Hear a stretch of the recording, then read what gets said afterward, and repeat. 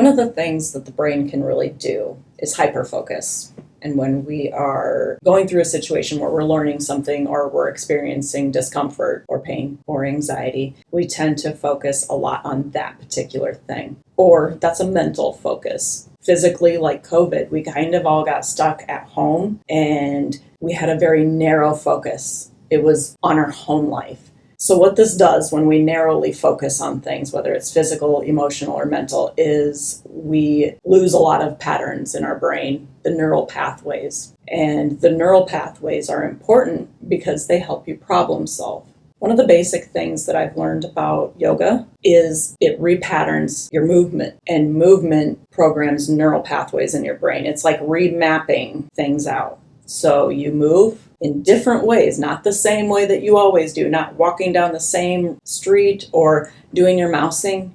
You have to move in different ways. And so yoga, you're engaging a lot of different muscles and you're moving in ways that you don't normally move. And you're creating new neural pathways in your brain. You're also associating those movements with calm. Your breathing is helping retrain your nervous system. So if some of those movement patterns had caused fight or flight, or you were in fight or flight when you were doing that movement, such as a car accident, you're repatterning that movement in your brain to not trigger fight or flight all the time.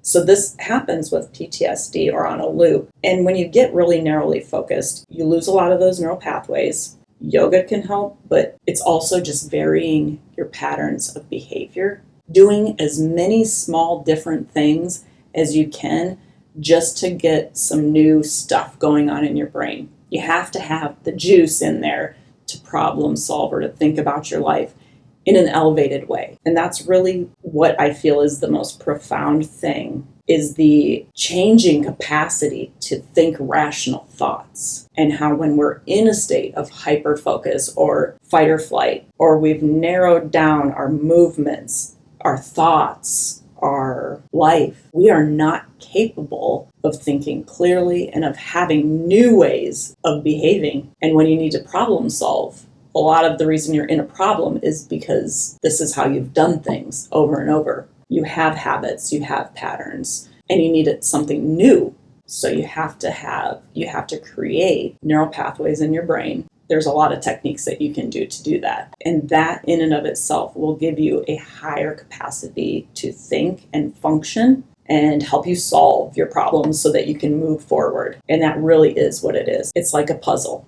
It's your life. It's really important for you to think about these things so that they're not subconscious. You're not behaving in ways that you don't even know why you're behaving. You're consciously aware of them, and you consciously decide how to live your life going forward. The subconscious things have a lot of control on your behavior if you're not thinking about it and you're not present and you haven't done the work. So this is a very simple technique to go through some of the work that you have to do that doesn't take a lot. Walk a different path. If you always go on a walk, try somewhere different. If you always drive a certain way to work, go somewhere different.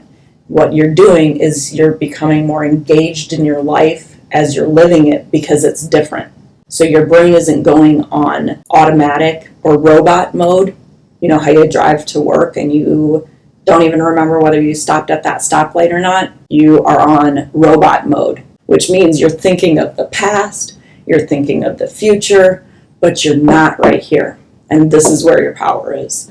So all of those little variations can also keep you present. Those two things right there, you're creating new neural pathways in your brain to problem solve, and you're also practicing being present more. I had to try to count backwards from 100 right when I got up from bed. It's actually really difficult.